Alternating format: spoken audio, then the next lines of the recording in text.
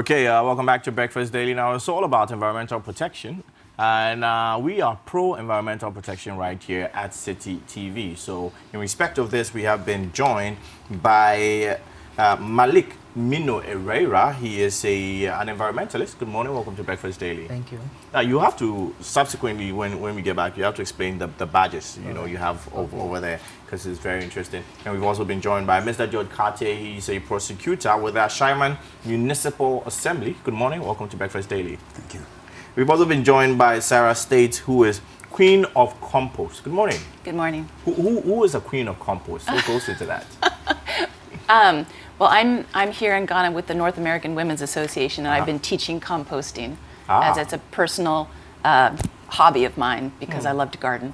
Because you love to garden? Yes. Interesting. Anyway, so we are talking about environmental protection and especially how to segregate waste amongst others. So, of course, I'll start with you, Malik, on this issue. Do we have a problem in Ghana when it comes to waste disposal amongst others? How we dispose of waste? Yes, but it is not a problem that is not solvable. And that is why we want to raise this awareness through this walk, this Easter, so that after people will realize that they can actually benefit from the waste they are generating. Wow. Yeah. People can benefit from the waste they're generating. And before we go on, you said you were going to explain the badges. What is actually at the United Nations Environment Assembly in Kenya, there was an organization called One Planet we partnered with, which is focusing on sustainable consumption so that people will be conscious of the things that they put in their system and what they throw away. So the blue one is about the Millennium Development Goal 6, which is about water and sanitation. The 12 is about sustainable consumption. And then this one is about planting a tree. Anytime you plant a tree, we give you one. It's a way of encouraging people to make sure that they are part of the environment, so they should contribute to making it. Okay, so in a nutshell, we are going to have a sort of a walk. We are climbing Afajato, I believe. Or we are getting around that area? No, we are actually going to Afajato. You're going to Afajato? Yes, but we're walking from Tema to Afajato. Because in 2011, the Ministry of Environment planted some trees. So we're actually going to see how it is doing. And it's a 5 days walk. Yes, it's 5 hours a day, 6 hours in the night. We'll come by the roadside. We're taking the pain to do this so that people can realize that it will be difficult when we start segregating the waste. But as they say, a journey of 1,000 miles begins with a step.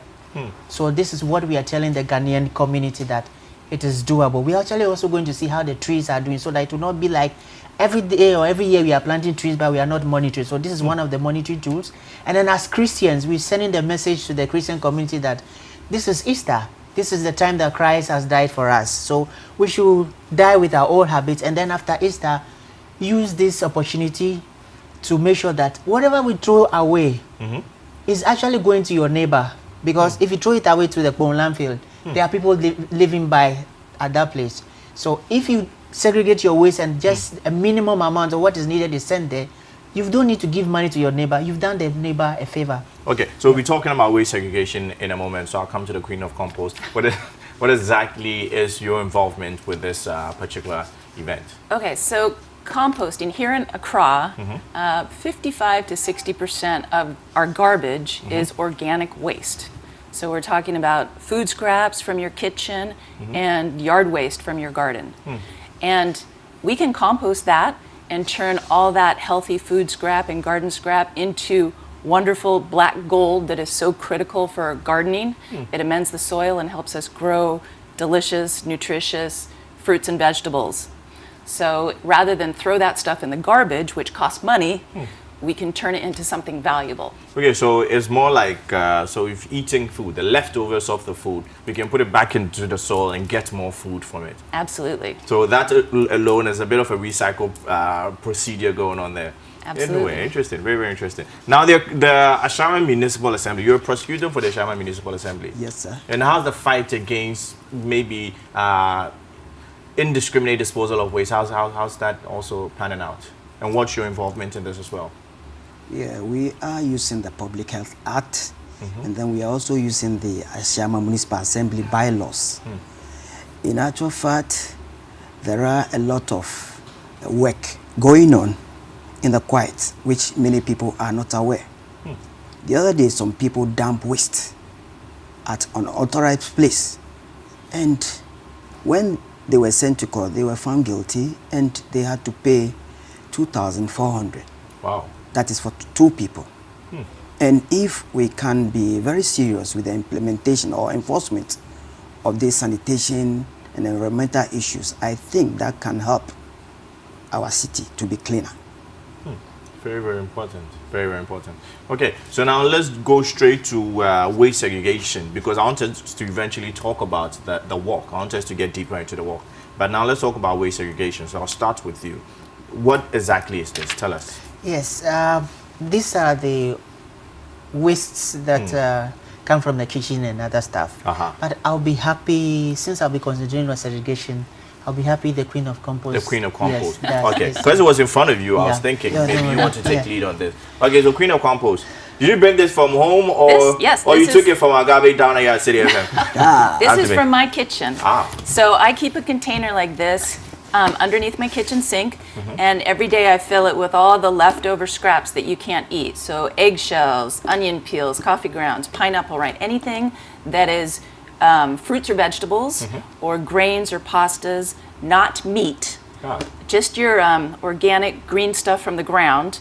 And is there any particular reason you do not include meat? Yes, because here in the city, if you're composting meat, you might attract rats. So I like to, keep that out of the compost system and be a good neighbor. And I don't want rats coming into my neighborhood. Okay. So we keep the meat out because it's smelly.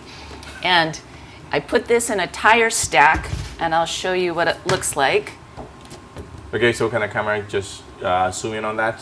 So that's, okay, so I think the camera can So this is actually in my backyard. I've built these simple tire stacks. Okay, so we have an image of that, so we'll just put it on the screen right now. Voila. So I see it's written on it. Below ground is a rat-proof launch. You should take us through that. Yes, so I dig a hole, and it can be a small hole or it can be up to 2 feet right underneath the bottom tire, and you have to put down something to keep the rats from digging in. So you use a laundry basket with holes that are small enough to keep the rats out, or a piece of wire mesh that you form like a basket, and then you weight that down with the tires. And number one, it keeps the rats out because they'll dig. And number two, it lets the water drain out because there's a lot of moisture in your food scraps, and it also lets the worms go in. You want earthworms. You want worms to go in. Because they are the ones that are helping break this down into the beautiful compost that you want. Okay, so that's how come we have the holes in the basket, or with a wire mesh. Okay, so what we were seeing on the screen right now was the tires that you had stacked up. If you can have that image back, I just want to go through a quick explanation if I'm getting what you're saying right. So that's the image we have there. So the tires that you have stacked up, about 4 or 5 tires, and below the tires that you have stacked there is the little baskets that you're showing on the bottom there. Exactly. So I believe you dig a hole first. Yes. So you dig a hole, then you put the basket in there, then you stack up the tires in this way. The tires don't need to be glued together, I believe. No, okay. Gravity themselves will hold them together. Wonderful. So you stack them up this way, and then what do you put in the tires? In the tires is all this beautiful kitchen scraps. Yeah, it's very beautiful. Eggshells are wonderful, banana peels, you name it. Anything that came from the ground originally. Anything that's part of a tree, like if you have garden scraps, tree leaves, wood clippings, leaves, paper. Paper is made from trees, so you can actually compost any paper, like an old pizza box or something like that. And this is what it's going to turn into. Wow. So this is your original, and this is about after 6 months to a year. 6 months? Yes. So I like to have an easy method. My tires, I have 2 tires stacks. So I fill the first one, and depending on your household, it depends on how quickly you'll fill it. You put your scraps in, it sinks down, and then when it's completely full, you leave it alone, you move to the second tire stack, and you start filling the second tire stack. And by the time that is done, when you go and open the lid off the first one, you're gonna find this. And it's ready to go into your garden. So what is going to happen is, I assume that the portion of the waste beneath the soil that you put beneath the soil with the whole basket is going to start, breaking down first. Yes. So then it will rise up. So I was thinking the sand or the compost that you have in your hand, I was thinking maybe it will just be at the bottom, but it will actually break down all the way to the top. Yeah, almost to the top. You might find a layer about so much. I just harvested my first compost bin last week, and a layer on the top still had some peelings and stuff that wasn't quite broken down. You scrape that off, and underneath, this is what I have. So you can even scrape it off and add it to the second Exactly. one that you built. Exactly. So what do you call this? I call this a tire stack compost bin. Okay, so there was also another image. Can we go back to the second image? Then you can take us through that one. Sure. Okay, so the second image that was shown on is that one. Okay. Okay, so this is going to walk you through what you do want to compost and what you don't want to compost. So as I mentioned, any wonderful fruit and vegetable scraps, eggshells, but not the egg meat, coffee grounds, tea bags, the paper associated with those is great. Your grains, your rice, bread, pasta, anything left over that's originally a vegetable. And then stuff from your garden, those grass and plant clippings, as long as there's no weeds or seeds in them. Your leaves from your tree, and any paper that you can't recycle, you can throw that in your compost bin. And leaves as well. So Yes. what can't you compost? Okay, you don't want to compost in the city just to keep the rats away. We want to leave out all the meat, the fish, the bones, and the dairy products and egg meat. Anything like that that will smell. And then you want to keep away things like salt, because if you don't want it in your compost, salt's going to kill your plants. So you don't want to put a lot of salt in your food scraps that you're putting in your tire bin. You want to keep out fats and oils, because those will slow down the decomposition process. And then you want to keep out the stuff that you don't want in your garden. So weeds with seeds or weeds with disease, keep those out. Chemicals, treated wood, ashes that might have chemicals like burnt plastic, and then poop. Any poop that comes from an animal that eats meat. So human poop, dog or cat poop will have parasites in that. So don't put that in your compost bin. But it's okay if you have a goat, a cow, or a horse, because they just eat grass. You can throw that right in. Okay, thank you very much.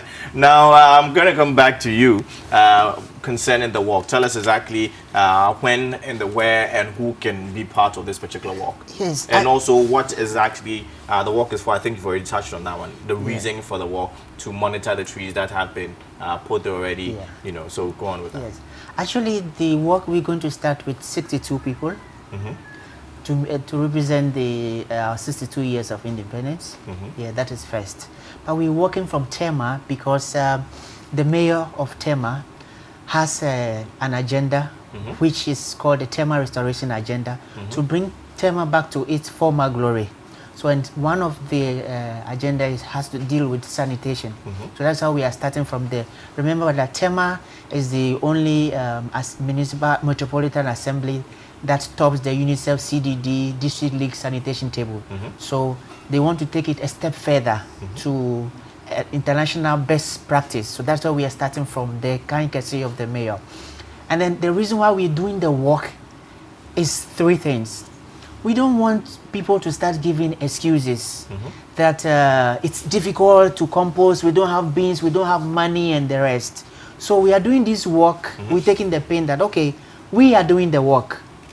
But when we come back and we are done, and we go to see the Minister of Environment and tell him that, okay, make sure that now that we are advocating for the private companies who are coming to cluster all the waste together, each one, like the tricycles that they call boiler taxes, if you are coming now, come and collect a specific type and go, instead of coming and then and dumping everything yes in there. So that's what we send. When we come back, we are going to send to the Minister of Environment.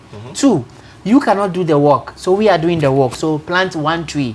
If everybody plants a tree, then it means that we are helping this climate change or adapting measures to solve it.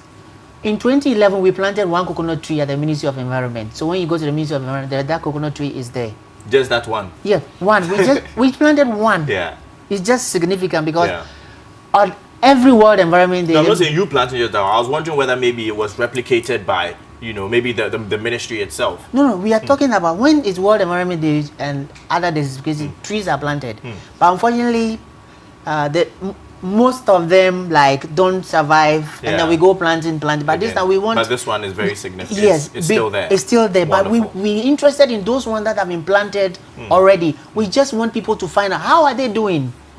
Because the rate at which we are cutting trees during rolling time till now is more than the rate at which trees are supposed to be planted, and it is in our law that if you cut a tree, plant two, but it is not. It's not done. So that's it. The third reason is that we are sending a message to the Christian community. Okay, that one you've touched on now. Yeah. Because I need that to wrap up and move forward. So the work is starting when? And is that to say that others, if for instance I wanted to join because you want to be 62, I'm not supposed to? Yes, but you do us a favor and plant a tree. And plant a tree. Wonderful. And segregate your waste. Thank That's you. the best gift you can give to society. Thank you. I'll take your final comments on everything. Yeah. That or any final words that you yes, want to put out there. I just want to tell Ghanaians that what Rwanda has done and United Arab Emirates has done is just three. They use enforcement, engagement, and then equipment. And these three has worked wonderfully. And when I talk of enforcement, it's more that there is a cane behind you, but the little fines, the spot checks and everything is the way to make our life complete. So we shouldn't forget that these three will go hand in hand.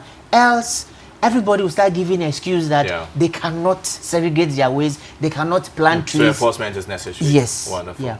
Okay. Thank you very much. And your final words as well. Well, of course, you will be playing a huge role in the enforcement part, being a prosecutor with the Ashama Municipal Assembly. Yes, at the moment, there is no law on segregation. And after the work, we're going to push it. Okay. In Ashama, there are a lot of interventions going on. We have nail plasts, which is turning sachet rubbers into pavement blocks. Wow. And this man needs to be supported. All the waste in terms of plastics can come there. And then you have a fine, how do you call it, pavement block. This pavement block has been tested by Ghana Highway, and it is found to be stronger and durable than the ones we have in the market. So waste can also be turned into pavement blocks as well? Yes. Okay. And then we have the cans that are turned into cooking pots. So if there is any available, they should contact us so that we do the recycling. Okay, wonderful. Thank you very much, Prosecutor with the Shaman Municipal Assembly. And finally, Queen of Compost. I would just say everybody can reduce their garbage at home by turning their food and yard scraps into nutritious black gold compost, and use a simple method with old tires that you can get for free from any vulcanizer, and you can make your own compost bin at home. Thank you very much. So we did hear from Malik Mino Herrera. Is it Mino or Mino? Majno. Majno. Yeah. Okay, so Malik Majno Herrera, he is an environmentalist, and it appears that spearheading this particular work is very, very important, and definitely the Ministry of Environment needs to give them a listening ear and active participation in what exactly they're talking about, as it affects us all.